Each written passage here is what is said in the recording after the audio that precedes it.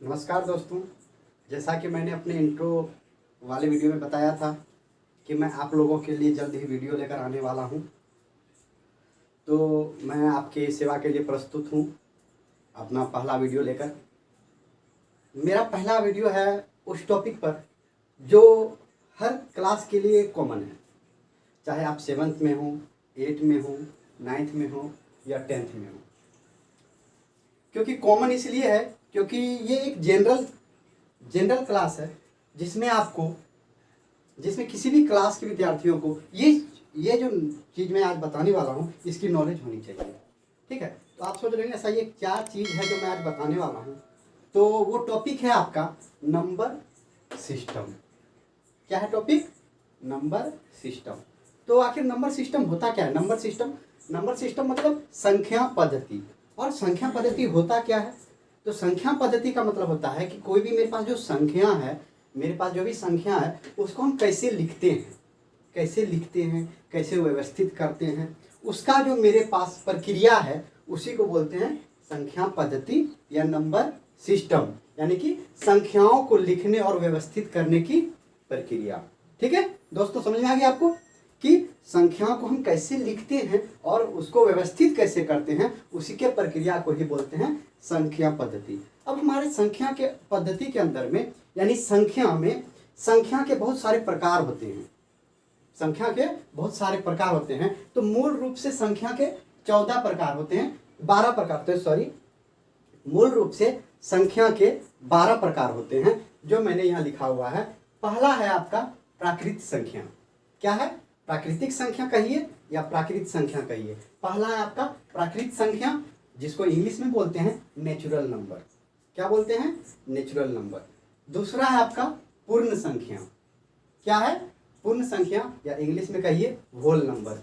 तीसरा है आपका पूर्णांक मतलब इंटीजर। ठीक, उसके बाद है आपका चौथा सम संख्या यानी इवन नंबर, विषम संख्या ऑड नंबर, भाज्य संख्या कंपोजिट नंबर। भाज्य संख्या को हम लोग संयुक्त संख्या भी बोलते हैं, इसीलिए यहाँ लिखा हुआ है कंपोजिट नंबर। आप लोग परेशान नहीं होइएगा कंपोजिट नंबर का हिंदी देख के कि संयुक्त संख्या होता है, तो भाज्य संख्या को ही हम लोग संयुक्त संख्या बोलते हैं। तो सातवां है आपका अभाज्य संख्या, जिसको इंग्लिश में प्राइम नंबर बोलते हैं। और उसके बाद 8वां है सह अभाज्य संख्या, 9वां है परमेय संख्या, 10वां है अपरमेय संख्या, फिर है वास्तविक संख्या और लास्ट है आपका अवास्तविक संख्या, जिसका एक और नाम है काल्पनिक संख्या। अवास्तविक संख्या या काल्पनिक संख्या, जिसको इंग्लिश में बोलते हैं इमेजिनरी नंबर। तो हमारे मूल रूप से यही 12 जो है संख्या होते हैं। ठीक है, तो इसको हम लोग टॉपिक बाय टॉपिक पढ़ेंगे एक एक करके। इसमें से अधिकतर आप लोगों को पता ही होगा और बहुत से लोगों के कुछ चीज़ों के बारे में नहीं पता होगा। तो हम लोग शुरू से स्टार्ट करते हैं, 0 से पढ़ने के लिए स्टार्ट करते हैं। जिनको पता है अच्छी बात है, और ज़्यादा रिवीजन हो जाएगा, और जिनको नहीं पता है वो सीख जाएंगे कि क्या होते हैं। ठीक है, तो लीजिए शुरू करते हैं पहला टॉपिक से। हमारा पहला टॉपिक है प्राकृत संख्या यानी कि नेचुरल नंबर। तो नेचुरल नंबर क्या होता है? कभी आपने सोचा है, ध्यान दिया होगा कि हम लोग जो कभी भी काउंटिंग करना स्टार्ट करते हैं यानी गिनती करना स्टार्ट करते हैं, तो क्या करते हैं? 1 2 3 4 यहीं से गिनती करना स्टार्ट करते हैं, यानी प्रकृति से, यानी बहुत समय से चलता आ रहा है जो, यानी कि गिनती की संख्या को प्राकृत संख्या करते हैं, जिसको हम लोग गिनने स्टार्ट करते हैं। जैसे गिनती कहीं स्टार्ट करना होता है तो 0 से नहीं गिनते कि 0 1 2 3 1 2 3 4 ये करते हैं, यानी उसी को लिखे है गिनती की संख्या को प्राकृत संख्या कहते हैं। एग्जाम्पल में 1 2 3 4 से लेकर कहाँ तक? अनंत तक। ठीक है, अनंत तक हो जाएगा। ठीक, तो प्राकृत संख्या हम लोग गिनते हैं 1 2 3 4, वो हो गया प्राकृत संख्या जो अनंत तक जाता है। उसी प्रकार हम लोग देखते हैं कभी कभी क्या लिखा रहता है, जैसे कोई संख्या है उसके पहले ये माइनस का चिन्ह लगा रहता है, यानी ऋणात्मक चिन्ह लगा रहता है। ठीक है, तो ये कौन सी संख्या हुई फिर? ठीक है, तो ये हुई, अगर इसी संख्या में, इसी प्राकृत संख्या में अगर हम लोग सब में माइनस लगा दें, ठीक है, तो वो भी प्राकृत संख्या हुई, लेकिन वो कौन सी प्राकृत संख्या होगी? ऋणात्मक प्राकृत संख्या होगी। ठीक है, तो यानी कि कहने का मतलब ये है कि प्राकृत संख्या 2 प्रकार की होती है। कितने प्रकार की होती है दोस्तों? 2 प्रकार की होती है। पहला है धनात्मक प्राकृत संख्या, इंग्लिश में बोले तो पॉजिटिव नेचुरल नंबर, वो होती है 1 2 3 4 से लेकर कहाँ तक? अनंत तक। ठीक है, समझ में आ रही है आप सबों को? ठीक। उसके बाद दूसरा है ऋणात्मक प्राकृत संख्या। वही धनात्मक प्राकृत संख्या में माइनस लग गया, वही हो गया ऋणात्मक प्राकृत संख्या। वो कहाँ तक होती है? -1, -2, -3 से लेकर अनंत तक। ठीक है दोस्तों, समझ में आ रही है बच्चों आप लोगों को? ठीक, आगे चलते हैं। ठीक है, तो यहाँ अब आती है नेक्स्ट पूर्ण संख्या। ठीक है, नेक्स्ट आती है प्राकृत संख्या के बाद पूर्ण संख्या। अब ये पूर्ण संख्या क्या होती है? ठीक है, पूर्ण संख्या वही होती है, ठीक है, जो प्राकृत संख्या है ना, उसी में बस क्या करना है, उसके पहले जस्ट 0 लगा देना है। क्या कर देना है? 0 लगा देना। जैसे ये मेरा प्राकृत संख्या था, उसी के पहले उसी में 0 लगा देना है। ठीक है, तो वही हो जाएगी पूर्ण संख्या। यानी इसका परिभाषा क्या बनता है कि 0 सहित प्राकृत संख्या को पूर्ण संख्या कहते हैं। 0 सहित प्राकृत संख्या को पूर्ण संख्या कहते हैं। मतलब पूर्ण संख्या में क्या आ जा रहा है? प्राकृत संख्या भी आ जा रहा है। यानी पूर्ण संख्या में आपका सारा प्राकृत संख्या आ जा रहा है, सिर्फ उसमें एक एक्स्ट्रा आ रहा है, क्या? 0। ठीक है, तो जैसे एग्जांपल 0 से भी स्टार्ट होगा, 0, 1, 2, 3, 4 कहाँ तक? अनंत तक। वो हो जाएगी आपकी पूर्ण संख्या। इतना तो अच्छे से समझ में आ रहे होंगे। तो इससे एक मेरे पास एक नोट करने के लिए निकलता है, एक वर्ड आ रहा है, एक लाइन आ रही है कि सभी प्राकृत संख्या पूर्ण संख्या होती है। ध्यान से देखिए, जितना भी प्राकृत संख्या है 1, 2, 3, 4 से लेकर जहां तक है, वो सारे पूर्ण संख्या के अंदर में आ रहे हैं। आ रहे हैं कि नहीं आ रहे हैं? बिल्कुल आ रहे हैं। यानी कि जितना भी प्राकृत संख्या है वो उसको क्या बोल सकते हैं हम? पूर्ण संख्या भी बोल सकते हैं। यानी कि सभी प्राकृत संख्या क्या होती है? पूर्ण संख्या होती है। लेकिन सभी पूर्ण संख्या प्राकृत संख्या नहीं होती है। कैसे? 0 हमारा पूर्ण संख्या है ना? 0 हमारा क्या है? पूर्ण संख्या है, और वो प्राकृत संख्या नहीं है। इसीलिए सभी पूर्ण संख्या प्राकृत संख्या नहीं होती है, जबकि सभी प्राकृत संख्या पूर्ण संख्या होती है। यही मेरा नोट में है, जो आपको याद रखने हैं। कभी कभी क्वेश्चन में 1 नंबर में पूछा जाता है। ठीक है, अब नेक्स्ट है आपका तीसरा नंबर, पूर्णांक। अब ये पूर्णांक क्या होता है? हमने अभी ऊपर में पढ़ा धनात्मक प्राकृत संख्या, ऋणात्मक प्राकृत संख्या, पूर्ण संख्या। ठीक है, तो यही कुछ नहीं होता ये, बस ये धनात्मक प्राकृत संख्या जो मैंने पढ़ा, ऋणात्मक प्राकृत संख्या जो मैंने पढ़ा, और उसमें अगर हम 0 मिला देते हैं तो वो तीनों मिलके बन जाते हैं पूर्णांक। क्या बन जाते हैं? पूर्णांक। क्या क्या मिलके दोस्तों? देखिए यहाँ धनात्मक, ऋणात्मक तथा शून्य सहित संख्याएं पूर्णांक कहलाती है। मतलब कि धनात्मक संख्या को और ऋणात्मक संख्या को और शून्य को अगर मिला दे तो क्या बन जाएगी? पूर्णांक बन जाएंगी। ठीक है, समझ में आ रही है आप सबों को? आगे चलते हैं, इसको समझते हैं और गहराई से। ठीक है, तो ये हमारा हो गया पूर्णांक। ठीक है, तो अब पूर्णांक हमारा 3 प्रकार के होते हैं। कितने प्रकार के होते हैं? 3 प्रकार के। ठीक है, आप सोच रहे हैं क्या क्या होते हैं? तो 3 प्रकार के पूर्णांक होते हैं। एक होते हैं धनात्मक पूर्णांक, दूसरा होता है ऋणात्मक पूर्णांक, और तीसरा होता है मेरा ये शून्य, जो कि ना तो धनात्मक है और ना ही ऋणात्मक है। वो है उदासीन पूर्णांक। क्या है? उदासीन पूर्णांक। ठीक है, समझ में आ रही है? यानी कि ये जो मेरा संख्या रेखा पर मैंने जो ये पूर्णांक बनाया है, ये 1 से लेकर उधर अनंत तक वो हो जाता है पॉजिटिव इंटीजर या धनात्मक पूर्णांक कह सकते हैं इसको। पॉजिटिव इंटीजर या धनात्मक पूर्णांक, और -1 से लेकर इधर इंफिनिटिव तक जो है वो हो जाता है नेगेटिव इंटीजर, या इसको कह सकते हैं ऋणात्मक पूर्णांक। और 0 क्या है? ना तो धनात्मक है और ना ही ऋणात्मक है, ये उदासीन पूर्णांक है। ठीक है, इस पर प्लस का और माइनस का दोनों का कोई प्रभाव नहीं पड़ता है 0 पर। आप इसको नोट में भी लिख सकते हैं कि 0 ना तो धनात्मक है और ना ही ऋणात्मक है। ठीक है, समझ में आ गया यहाँ तक? तो मैंने अभी डिस्कस किया आपको प्राकृत संख्या, पूर्ण संख्या और पूर्णांक। फिर मेरे पास चौथा संख्या है, चौथा है सम संख्या, जिसके बारे में आप सभी को पता होगा। कुछ बच्चे जिनको नहीं पता है उनको समझा दूं कि सम संख्या जो है, जिसको इंग्लिश में बोलते हैं इवन नंबर। क्या बोलते हैं? Even number. सम संख्या होती है वैसी संख्या, जिसका परिभाषा आप सब लिख सकते हैं कि वैसी संख्या जो 2 से पूर्णतः विभाजित हो जाए।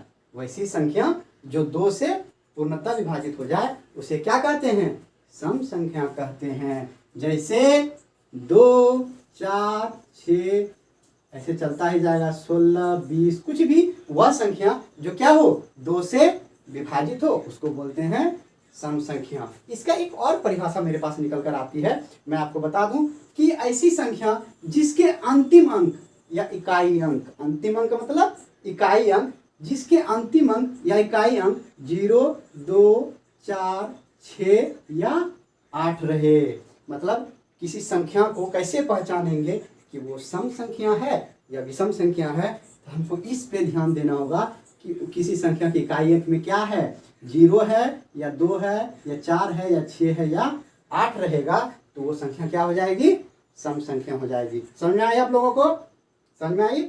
यानी कि जैसे कि ये मैं लिख रहा हूँ 268, ये मेरा एक संख्या है, इसका इकाई अंक देखेंगे क्या है, 8 है, 8 है तो हो जाएगी सम संख्या।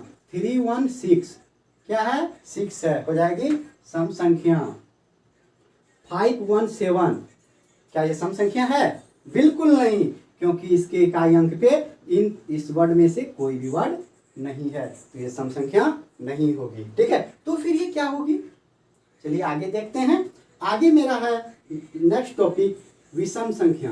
क्या है, विषम संख्या, इसको इंग्लिश में बोलते हैं ऑड नंबर। क्या बोलते हैं, ऑड नंबर। ठीक है, तो विषम संख्या वो होती है जो 2 से पूर्णतः विभाजित ना हो। सम संख्या क्या था, वैसी संख्या जो 2 से पूर्णतः विभाजित हो जाए उसको बोलते हैं सम संख्या, और विषम संख्या होती है ऐसी संख्या जो 2 से पूर्णतः विभाजित ना हो, उसे बोलते हैं विषम संख्या।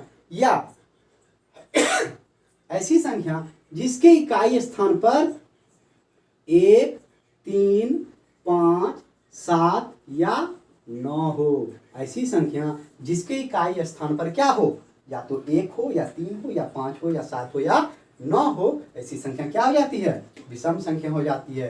तो अब बताइए ये कौन सी संख्या थी, कौन सी संख्या थी, विषम संख्या। समझ में आई आपको? यानी कि हमको सम और विषम पहचानने के लिए सिर्फ क्या करना है, उसका इकाई अंक देखना है कि क्या है वो, उसमें अगर ये सब रहेंगे तो सम संख्या और ये सब रहेगा तो विषम संख्या हो जाएगा। समझ में आ रही है आप लोगों को अच्छे से? ठीक है, फिर हम क्या करते हैं, अब इसके आगे चलते हैं। ठीक, इसके बाद हमारा है कौन सा संख्या, 6 नंबर में भाज्य संख्या है। ठीक है, अभी तक हम लोगों ने देखा प्राकृत संख्या, पूर्ण संख्या, पूर्णांक, सम संख्या, विषम संख्या। अब छठा है मेरा भाज्य संख्या, जिसको कंपोजिट नंबर बोलते हैं इंग्लिश में। ठीक है, भाज्य संख्या या एक और नाम है इसका, क्या नाम है, संयुक्त संख्या। क्या बोलते हैं इसको, संयुक्त संख्या भी बोलते हैं, संयुक्त संख्या। ठीक है, भाज्य संख्या को ही संयुक्त संख्या बोलते हैं। तो भाज्य संख्या है क्या, ठीक है, ध्यान से देखिए, ध्यान से समझने का कोशिश कीजिएगा। ठीक है, कि भाज्य संख्या है वह संख्या जो एक एवं स्वयं के अलावा, किसके अलावा, एक एवं स्वयं के अलावा किसी और से भी विभाजित हो। ठीक है, ऐसी संख्या जो एक और स्वयं के अलावा किसी और से भी भाग लगे, विभाजित हो। ठीक है, जैसे एग्जांपल में है 6, इसको देखिए, 1 से भाग लगता है, 6 के अलावा किसे भाग लगता है, 2 से भी भाग लगता है और 3 से भी भाग लगता है। तो समझ में आ रहा है? तो ऐसी सभी संख्याएं जो एक और स्वयं के अलावा किसी और संख्या से भी विभाजित हो तो हो जाता है भाज्य संख्या या संयुक्त संख्या। ठीक है, जो एग्जांपल में 6, 9, 15, 25 या और बहुत सारी संख्या है जो क्या है, भाज्य संख्या है। ठीक है, अब उसके बाद चलते हैं अभाज्य संख्या, इंग्लिश में जिसको बोलते हैं प्राइम नंबर। ठीक है, प्राइम नंबर। अब अभाज्य संख्या क्या होता है, जस्ट भाज्य संख्या का ऑपोजिट, यानी वह संख्या जो एक और स्वयं के अतिरिक्त किसी और संख्या से विभाजित ना हो, वह संख्या क्या हो, उसको कहते हैं अभाज्य संख्या। ठीक है, यानी कि ऐसी संख्या जो सिर्फ एक से और स्वयं से ही भाग लगे उसको बोलते हैं अभाज्य संख्या। जैसे आपके पास एग्जांपल है 100 तक की सारी अभाज्य संख्याओं का एग्जांपल मैंने दे दिया है। 2, 3, 2 है, ठीक है, 3 है, 5 है, 7 है, 11 है, ये सारी संख्या क्या है, अभाज्य संख्या है। क्यों? क्योंकि ये एक और स्वयं के अलावा किसी और संख्या से भाग नहीं लगता है, एक और स्वयं के अलावा किसी और संख्या से भाग नहीं लगता है। 3 एक और 3 से ही भाग लगता है, 5 भी इसी तरह करके सारी संख्याएं जो है सिर्फ एक और स्वयं से ही भाग लगता है, इसलिए वो क्या है, अभाज्य संख्या है। तो अब हम कुछ इसमें से नोट्स निकाल के आपको देते हैं। ठीक है, कि 2 जो है देख रहे होंगे ये दो क्या है, कौन सी संख्या है, सम संख्या है। इसके अलावा कोई भी सम संख्या नहीं है इस अभाज्य संख्या में, है नहीं है। यानी कि दो एकमात्र ऐसा सम संख्या है, एकमात्र क्या है, सम संख्या है जो क्या है, अभाज्य है, जो अभाज्य है। ठीक है, जो अभाज्य है। दो ही एकमात्र ऐसा सम संख्या है जो अभाज्य है। ठीक, एक एक एक एक ना तो भाज्य है ना ही अभाज्य है, ना एक भाज्य है और ना ही अभाज्य है। ठीक है, यहाँ पे क्या है, दो एकमात्र ऐसा सम संख्या है जो कि अभाज्य है। ठीक, और कुछ आपको निकाल के देते हैं इससे। ठीक है, कि 1 से 100 तक में कितने मेरे अभाज्य संख्याएं हैं। ठीक है, तो आप काउंटिंग कर लीजिएगा। 1 से 100 तक में टोटल 25 अभाज्य संख्याएं होती है। 1 से 100 तक में टोटल 25 अभाज्य संख्याएं होती है और 1 से 50 तक में 15 अभाज्य संख्याएं होती है। ठीक है, ध्यान से देखिए, यहाँ 1 से 50 तक में देखते हैं 1 2 3 4 5 6 7 8 9 10 11 12 13 14 15। 1 से 50 तक में कितनी अभाज्य संख्या है, 15 अभाज्य संख्याएं होती है और 1 से 100 तक में 25 अभाज्य संख्याएं होती है। कभी कभी ऐसा क्वेश्चन भी पूछा जाता है। ठीक है, अब आगे चलते हैं। भाज्य संख्या अभाज्य संख्या आप लोग समझ चुके हैं अच्छे से। अब आगे चलते हैं, एक है सअभाज्य संख्या। अभाज्य संख्या का ही तरह एक नाम है सअभाज्य संख्या। भी क्या होती है सअभाज्य संख्या? ठीक है, तो सअभाज्य संख्या होती है कि कम से कम दो अभाज्य संख्याओं का ऐसा युग्म। मतलब क्या बोल रहा है ये? बोल रहा है कि दो अभाज्य संख्याओं का युग्म, यानी कि इसमें क्या होगा, कम से कम दो अभाज्य संख्या का युग्म होगा। कितने संख्या का? दो। कैसी संख्या का? अभाज्य संख्या का। यानी दो अभाज्य संख्या का ऐसा युग्म जिसका HCF मतलब महत्तम समापवर्तक क्या हो, एक हो। समझ में आ रहा है आप लोगों को? जिसका HCF या महत्तम समापवर्तक क्या हो, एक हो, उसे बोलते हैं सअभाज्य संख्या। उस दोनों को बोलते हैं सअभाज्य संख्या। ठीक है, यहाँ एग्जांपल में दिए हैं 3 और 5। 3 क्या है? अभाज्य संख्या है। 5 क्या है? 5 भी अभाज्य संख्या है। यानी दो अभाज्य संख्याओं का जोड़ा। ठीक है, दो अभाज्य संख्याओं का जोड़ा जिसका महत्तम समापवर्तक एक हो, तो वो दोनों संख्याएं क्या कहलाती है? सअभाज्य संख्याएं कहलाती है। ठीक है, तो यहाँ 3 और 5 क्या हो गई? सअभाज्य संख्याएं हो गई। ठीक है, अब दूसरा 7 11, ये भी सअभाज्य संख्या है। 5 7, ये भी सअभाज्य संख्या है, क्योंकि इस दोनों का एक के अतिरिक्त कोई और मौसा नहीं होगा। ठीक है, कोई और मौसा नहीं होगा, इसलिए क्या हो जाएगी? सअभाज्य संख्याएं हो जाएगी। ठीक, तो दोस्तों इस वीडियो में यहीं तक।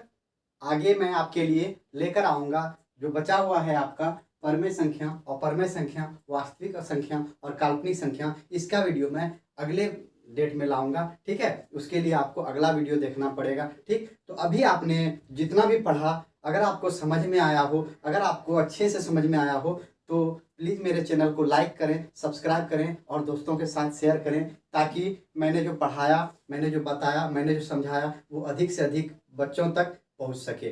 धन्यवाद।